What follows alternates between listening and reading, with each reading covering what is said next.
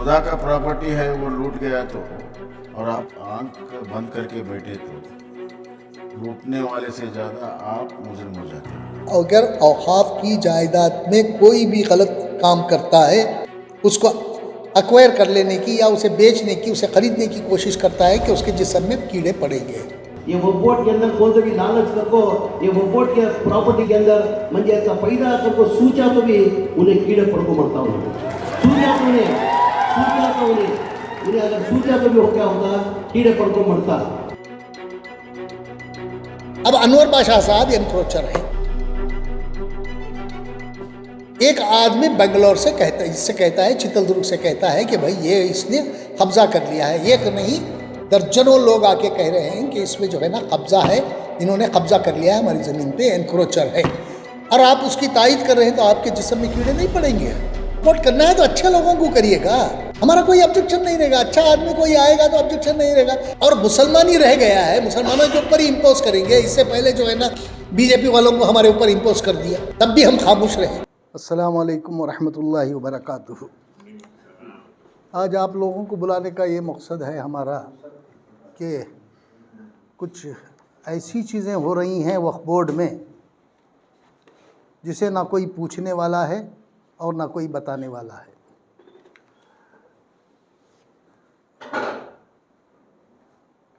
अभी 2 दिन के बाद 2 दिन में जो है ना वक्फ बोर्ड के चेयरमैन का इंतखाब होने जा रहा है।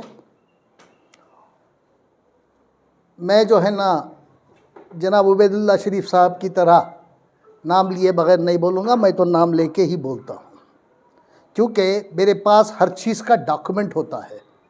अगर उनमें हिम्मत है तो जाके मेरे ख़िलाफ़ कार्रवाई भी करे, मैं उसका जवाब देता हूँ। मैं डॉक्यूमेंट नहीं है तो कभी बात नहीं करता। अब ये हुआ है कि देखिए चित्रदुर्ग के एक अनवर बादशाह साहब को चेयरमैन बनाने की कोशिश हो रही है। चित्रदुर्ग से कम 50 लोग आए थे 2 दिन पहले, और कल सुबह भी वो आ रहे हैं यहाँ। और उन्होंने गवर्नर से भी मिला, चीफ मिनिस्टर से भी मिला, और कई लोगों से भी मिल के उन्होंने कहा कि अनवर बादशाह को किसी भी कीमत पे चेयरमैन नहीं बनाना है।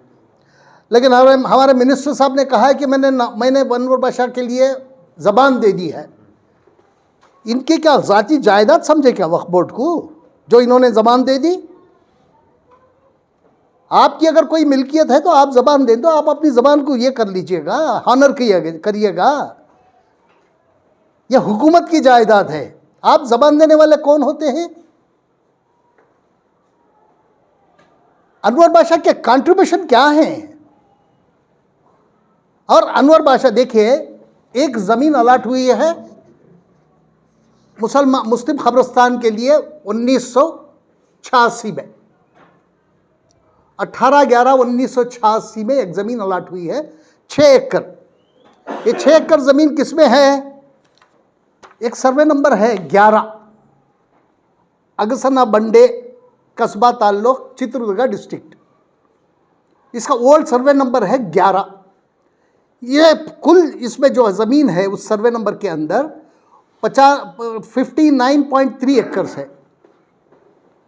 और ये जाके जो है ना ये सर्वे नंबर बदल जाता है, इसमें जो है ना फोड़ होके 24, 25, 26 ऐसा ये हो जाता है, इसमें फोड़ हो जाता है इसमें। अब जब 86 में हमें ज़मीन मिली, उसमें जो है ना ये आर्डर के मुताबिक जो है ना हमें 6 एकड़ ज़मीन मुसलमानों को दी गई है। ये 6 एकड़ ज़मीन खबरस्तान के लिए दी गई है, और ये वक्फ बोर्ड के तहवील में भी दे दी गई उसी वक्त पे। और 87 में भी एक आर्डर निकला। आर्डर निकलने के बाद जो है ना वो वक्फ बोर्ड की तहवील में दे दिए 1987 में। 86 में अलाटमेंट हुई, 1987 में जो है ना ये दे दी। उसके बाद जो है ना टिप्पणी कॉपी में जो है ना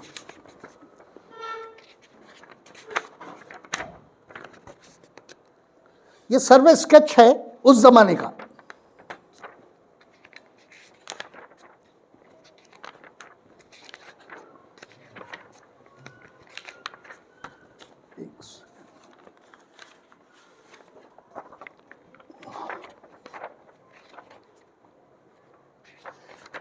ये उसकी टिप्पणी कॉपी है। उस ज़माने में जो सर्वे स्केच है, ये सर्वे स्केच है। ये 1986 का बना है, ये अब का नहीं है। और उसके बाद एक रिपोर्ट बनाते हैं, जब ये चेयरमैन होते हैं पहली दफा, उस दिन पे जो है ना हमारी जमीन यहाँ है, ये हमारी जमीन है ये,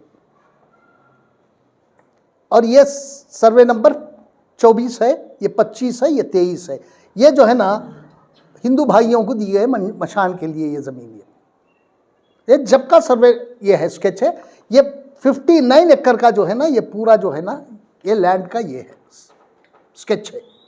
इसमें से यहाँ हमें जो है ना 6 एकड़ जमीन दी गई है। अनवर बादशाह साहब क्या कहते हैं, चितलदुर्ग में कई लोगों से हमारी बात हुई और कई लोग आए भी, मिले भी, बात भी किए। उन्होंने कहा कि कम से कम 2.5 एकड़ से 1.5 एकड़ से 2.5 एकड़ तक ज़मीन इन्होंने, अनवर बादशाह साहब ने कब्जा कर रखी है। यहाँ उनका घर बना है और कॉलेज भी बना है। यहाँ जो एनक्रोचर है आप उसको ज़बान देते हैं। जनाब ज़मीर अहमद खान साहब, आपकी ज़ाती मिल्कियत है वक्फ बोर्ड, अगर आप ज़बान दे दिए तो किसकी मिल्कियत पे ज़बान दे रहे हैं आप? और इसके बाद ये लोग जो है ना सर्वे कराते हैं, वक्फ बोर्ड से कुछ लोग जाके सर्वे कराते हैं वहाँ, और सर्वे कराने भी नहीं देते, वहाँ गड़बड़ कराते हैं ये लोग। कौन? अनवर बादशाह के लोग। अब मैं भी जा रहा हूँ वहाँ, अपने प्राइवेट सर्वेयर्स को लेके जाता हूँ वहाँ, मैं सर्वे कराता हूँ मैं।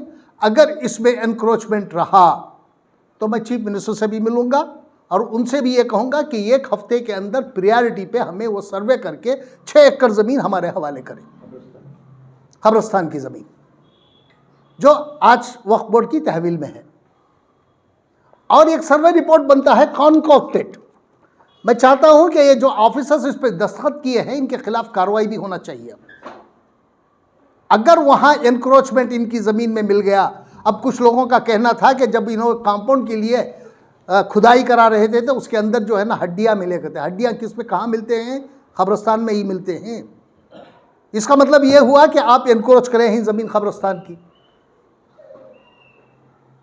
जहां तदफीन हो रही है वहां की ज़मीन को आपने एनक्रोच किया है, इसलिए आपके इसमें कंपाउंड डालने के इसमें ये निकल रहे थे, हड्डियां निकल रहे थे।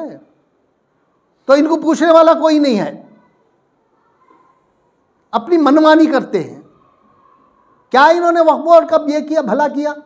इनका पहला स्टेटमेंट मुझे याद है, जिस दिन इन्होंने चेयरमैन बना था, चेयरमैन होते ही उन्होंने एक स्टेटमेंट दिया था और कहा था कि मिनिस्टर साहब जो बोलेंगे मैं करूंगा। क्या मतलब है? क्या अंगूठा छाप हो तुम? वक्फ बोर्ड के चेयरमैन हुए या अंगूठा छाप हुए हो तुम? आपको यह मालूम है, आपने कभी वक्फ मैनुअल पढ़ा है, वक्फ एक्ट पढ़ा है? ना तो कोई मिनिस्टर वक्फ के इसमें मुदाखिलत कर सकता है, ना सरकार। वक्फ एक ऑटोनमस बॉडी है, मिनिस्टर को भी हक नहीं है, यहां तक कि चीफ मिनिस्टर को भी हक नहीं है उसमें मुदाखिलत का। एक ऑटोनमस बॉडी है। ले जाके आप ये कह रहे हैं कि जो मिनिस्टर साहब कहेंगे मैं वो करूंगा। कौन होते हैं मिनिस्टर साहब? गवर्नमेंट भी कब इंटरफियर कर सकती है? अगर बोर्ड पे सीरियस एलिगेशन हो, तब तक बोर्ड भी ये नहीं कर सकती। वहां से ऑर्डर आ रहे हैं, कोई सेक्रेटरी माइनॉरिटीज ऑर्डर भेज रहा है कि इसका ट्रांसफर वहां कर दो, उसका ट्रांसफर यहां कर दो। कौन होते हैं वो? जब आप इतने कमजोर हैं तो सब होता ही रहेगा। हमें कमजोर चेयरमैन नहीं चाहिए। इतने कमजोर हैं आप, गवर्नमेंट के ऑर्डर लेके कर रहे हैं। ऑटोनमस बॉडी है वक्फ बोर्ड, उसमें किसी की भी मुदाखलत नहीं हो सकती। इसके बाद जो है ना उन्होंने एक ये बनाया है, सर्वे रिपोर्ट बनी है, ये बनी है 2022 में। 2022 में क्या कहते हैं ये सर्वे रिपोर्ट में? कुछ भी नहीं ये बताते, सिर्फ ये बताते हैं कि ये ज़मीन में एनक्रोच नहीं है, ये ज़मीन में एनक्रोचमेंट नहीं है, ये ज़मीन में एनक्रोचमेंट नहीं है। 3 का सर्वे रिपोर्ट बनाते हैं, 1, 2, 3। ये सर्वे रिपोर्ट में यही कहता है, ये नहीं कहता कि हमारी ज़मीन कितनी है, ये नहीं कहता कि हमारी ज़मीन कहाँ है। सर्वे रिपोर्ट ये नहीं कहती। और यहाँ ये कहता है कि इस ज़मीन में कोई एनक्रोचमेंट नहीं है, इस ज़मीन में कोई एनक्रोचमेंट नहीं है, इस ज़मीन में कोई एनक्रोचमेंट नहीं है। ये ज़मीन कितनी है, किसकी है, ये नहीं बताता। ये कॉन्कॉक्टेड है, ये बनाई है, बोल के बनाई गई है। और ये लोगों के खिलाफ भी एक्शन होना चाहिए। अगर सर्वे रिपोर्ट अब सही बनती है, उसमें अगर कॉन्कॉक्टेड है ये, इन ऑफिसर्स पे भी पूरी कार्रवाई होनी चाहिए। और दूसरा ये है कि एक हमारे अदारों में कैसे लोगों की भर्ती हो रही है भाई, आप सब जानते हैं किन लोगों की भर्ती हो रही है? बदमाशों की भर्ती हो रही है, रेपिस्टों की भर्ती हो रही है, और जो डिस्क्रेडिटेड पीपल हैं इनकी भर्ती हो रही है। क्या इसीलिए मुसलमान ने कांग्रेस को वोट दिया था? जब हम वोट देते हैं तो बदलने का भी हक हम रखते हैं। अच्छे लोग नहीं मिले आपको, कोई भी अदारा ले लीजिए, उसमें सिर्फ जो है ना क्रिमिनल्स है। जिस आदमी की सोच क्रिमिनल होती है वही आदमी करता है ये काम। किसी भी अदारे में चले जाइए, क्रिमिनल्स के सिवा कोई भी अच्छा आदमी मिलता नहीं आपको। क्या मुसलमानों पे सिर्फ क्रिमिनल्स को मुसल्लत कर रहे हैं क्या आप? क्यों अच्छे आदमी नहीं हैं? पार्टी में इतने अच्छे आदमी नहीं है क्या? बरसों से जो ये कर रहे हैं वो नहीं है क्या? उनको क्यों तरजीह नहीं दी जा रही है? किस लिए? आप कब तक अपनी मनमानी करते रहेंगे? अब हम लोग खामोश भी नहीं बैठेंगे। बैठ गए, बात हो गया। हमारा आज तक कोई काम नहीं हुआ। हमारे मिनिस्टर साहब को इतना भी ये नहीं है कि 2B से 11 जातों को निकाल दिया गया है, 11 सेक्ट्स को मुसलमानों के निकाल दिया गया है। उसमें ना कोई सैयद है, ना शेख है, ना पठान है, ना मेवाती है, ना ये है क्या आपका जो है ना 11 कम्युनिटीज़ पूरे निकाल दिए इसमें से। अब 2 कम्युनिटीज़ बचे हैं उसमें। एक है ये बारबर नहीं, हमारा खसाब, और दूसरा है दरवेश। हमारे लोगों को, हमारे बच्चों को जो है 2B सर्टिफिकेट मिल नहीं रही है आजकल। इससे पहले भी इनकी नोटिस में लाए, इनको लिखा भी, लेकिन इनके पास ये काम नहीं है। ये इनके लिए इंपॉर्टेंट नहीं है। हमारे बच्चों की तालीम, हमारे बच्चों के लिए जो नौकरियां इंपॉर्टेंट नहीं है इनके लिए।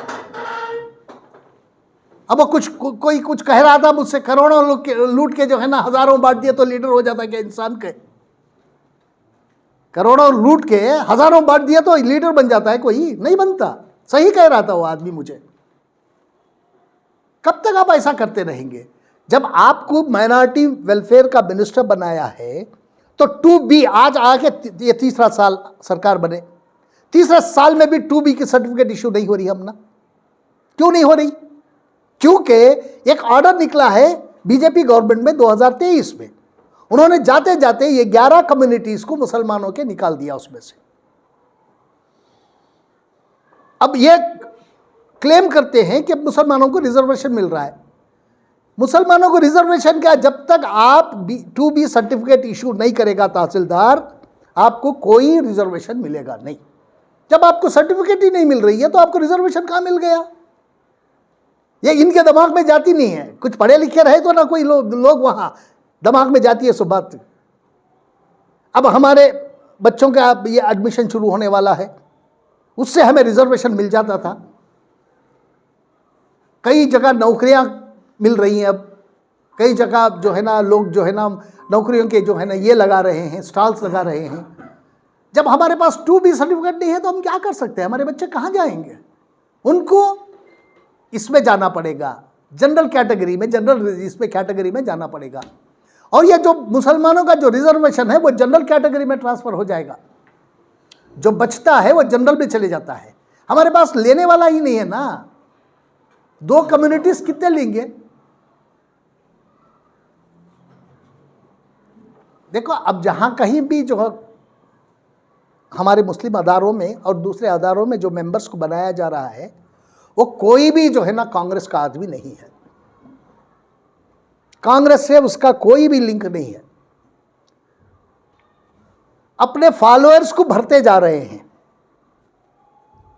फॉलोअर कभी वर्कर नहीं बनता। फॉलोअर एक लीडर को फॉलो करता है, उन्हें वर्कर नहीं बनता कभी भी। और यहां फॉलोअर्स की भर्ती हो रही है, वर्कर्स की नहीं है। वर्कर्स को आना चाहिए वहां। क्या वर्कर सिर्फ ये उठाने के लिए, आपके बैनर्स उठाने के लिए रह गया है, या पेस्ट करने के लिए, पोस्टर पेस्ट करने के लिए रह गया है मुसलमान आज? क्यों मुसलमानों को दूर कर रहे हैं आप? आज तो आप हैं, कल चले जाएंगे, क्योंकि पार्टियां बदलने का इन लोगों को बहुत शौक है पहले से भी। कल पार्टी की हालत क्या होगी, पार्टी वालों को सोचना चाहिए। ये एक आदमी का नाम लेके कह रहे हैं कि वो चीफ मिनिस्टर का कैंडिडेट है। चीफ मिनिस्टर साहब को पूछे तो मुझे कुछ भी मालूम नहीं है। मेरे पास लाए और कहे और मैंने बनाया। ये कब तक ऐसा होता रहेगा? हमारे ऊपर मुसल्लत किया जा रहा है इन ऐसे लोगों को, क्योंकि हमारे इसमें कोई बोलने वाला नहीं है ना। अब ये जो बोलेंगे वो करेंगे।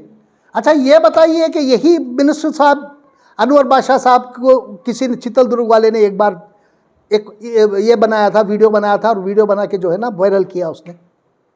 उसमें हमारे मिनिस्टर साहब बात करते हैं उसे फ़ोन करके, चाहे तो अभी मैं सुना सकता हूँ उस चीज़ को। अनवर बादशाह साहब के हक़ में बोलते हैं कि तुमने कैसे ये किया, तेरा मामला इसका है ना लोन का, आजा, मैं कल मंडे को आजा मेरे पास, मैं तुझे उसे जो है ना सैंक्शन करके देता हूँ। लेकिन अनवर बादशाह के खिलाफ एक लफ्ज़ भी नहीं बोलना। ये मैं नहीं कह रहा हूँ, यही मिनिस्टर साहब कह रहे हैं। अगर सुनना चाहे तो अभी मैं सुना सकता हूँ। क्या ज़रूरत है आपको?